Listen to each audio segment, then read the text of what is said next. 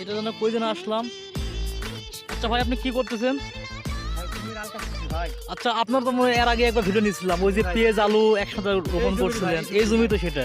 তো আপনার আলুর কি অবস্থা বলেন তো একটু। আলু মোটামুটি ভালো ভাই, দাম তো না, ওই যে ওই জায়গায় আলু মানে তুলে চুপ করে রাখছি।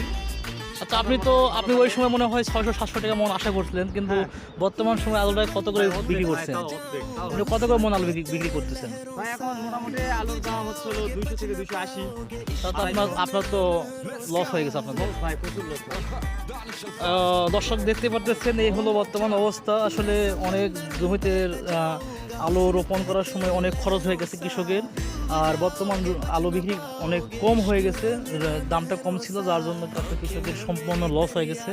যে কোনো মতো চালানটা উঠতেছে, কিন্তু কৃষক যে শ্রম দিচ্ছে সেই শ্রম তার সব কিছু লস। তো এই হলো বর্তমান অবস্থা আমাদের জয়পুরহাট ডিস্ট্রিক্টের। কৃষকের হাতে হারিকেন, পাছায় বাঁশ, তো সব কিছু মিলিয়ে আর কি করা আছে আর।